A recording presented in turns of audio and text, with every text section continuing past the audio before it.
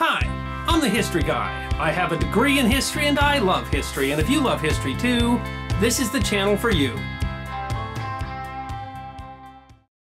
On October 4th, 2004, Spaceship One, an air-launched rocket-powered aircraft, became the first privately funded spaceship to carry the equivalent of 3 people into space twice over a 2-week period. And while that was a milestone in the development of space technology, it was really proof of concept for something called the X Prize, which uses public competitions to try to drive radical changes in technology to serve humanity.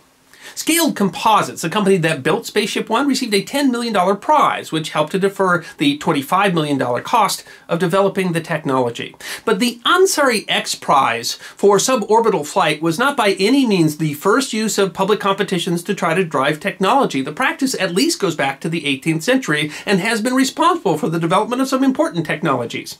And it really reached its height at the turn of the 20th century, when a series of aviation challenges offered by the British newspaper The Daily Mail spurred extraordinary advances in airplane technology, transforming what was at the time maybe a peculiar hobby of the rich into one of the world's most important technologies. It is history that deserves to be remembered. On December 17, 1903, Orville and Wilbur Wright made 4 flights in their hand-built Wright Flyer, built of a spruce frame covered with muslin and powered by a custom-built aluminum block 4-cylinder engine driving 2 8-foot-long propellers. While the longest flight that day only lasted 59 seconds, those flights are considered by many to be the first powered, controlled flight of a heavier-than-air airplane in history. But the Wright brothers were not by any means the only inventors pursuing flight at the time.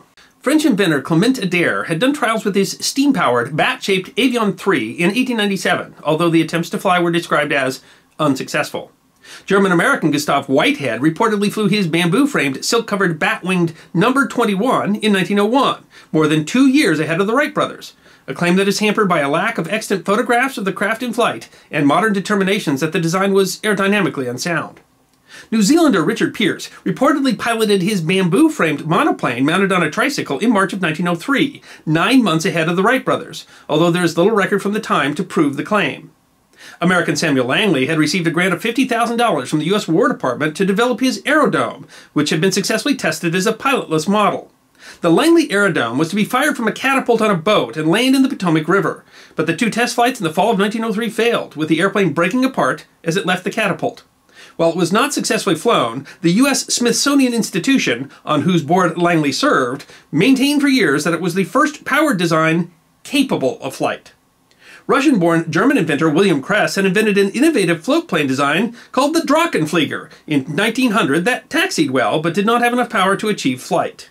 With all the competing claims, the Wright brothers' design, as well as their patent for what they called wing warping, which allowed controlled flight, was in dispute for many years and wasn't settled until 1914, 2 years after Wilbur Wright's death.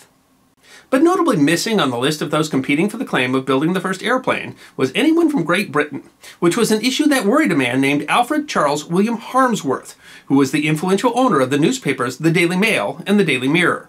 A pioneer of popular journalism, at the end of the 19th century, his tabloid newspaper, The Daily Mail, which aimed at a working-class audience, held the world record for daily circulation.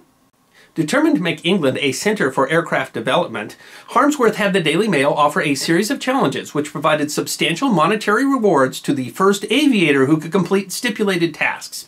In 1906, the first of the challenges offered 10,000 British pounds sterling to the first aviator who could fly the approximately 185 miles between the cities of London and Manchester in a 24-hour period with no more than 2 stops. While £10,000 was a very large incentive, the challenge was almost absurd at the time, when the flight time records for European airplanes were measured in seconds, not minutes. It would take some time to meet that challenge. More development was needed.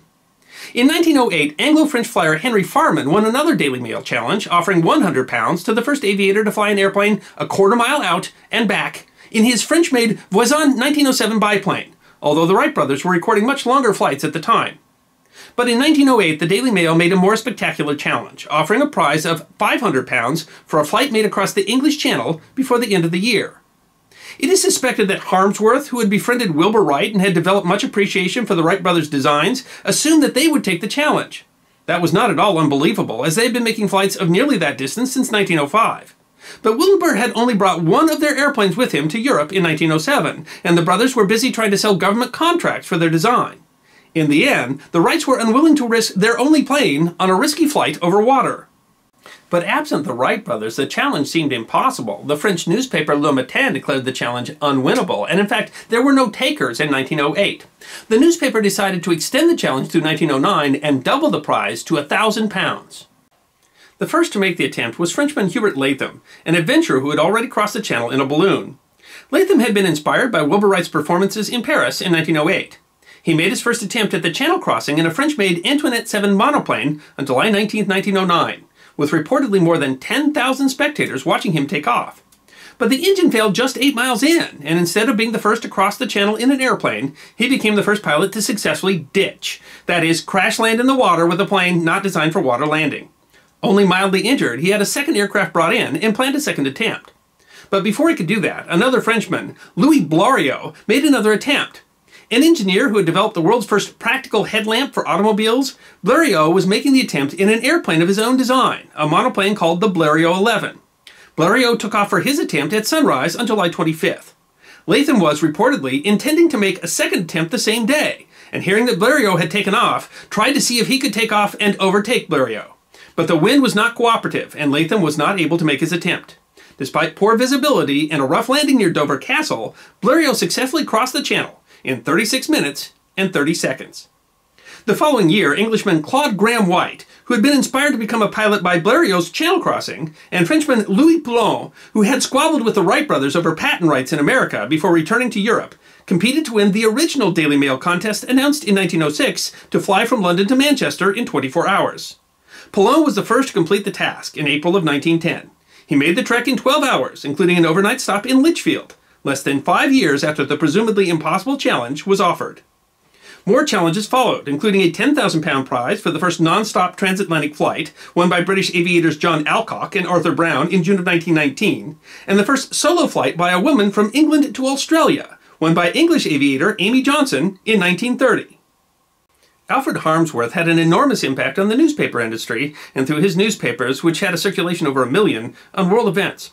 His vision for the Daily News Aviation Prizes not only spurred great feats of aviation, but helped to make Britain a central part of aviation development. Excitement over the challenges also sold a lot of newspapers. He passed away in 1922 at the age of 57. Some argue that what has been called the Wright brothers' patent war stalled airplane design in the United States, as all sides were less willing to engage in development with the patents in dispute, although some researchers deny that claim. In any case, by the First World War, the U.S. had fallen behind Europe in aircraft design, and American flyers flew in European airplanes.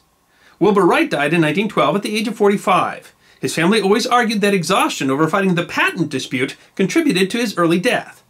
Orville Wright outlived his brother by more than 35 years, dying at the age of 76 in 1948, long enough to witness the dawn of supersonic flight.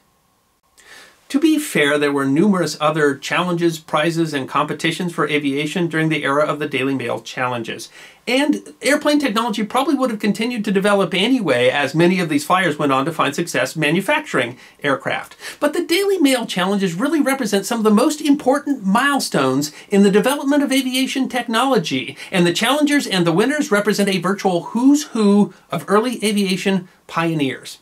The Daily Mail Challenges represent a period where airplane technology went from short hops that only lasted a few seconds to the development of a reliable technology that would eventually carry billions of people. It is history that deserves to be remembered. I'm the History Guy, and I hope you enjoyed this edition of my series, 5 Minutes of History, short snippets of forgotten history, 5 to 10 minutes long. And if you did enjoy it, please go ahead and click that thumbs up button, which is there on your left. If you have any questions or comments, feel free to write those in the comment section. I'll be happy to respond. And if you'd like 5 minutes more of forgotten history, all you need to do is subscribe.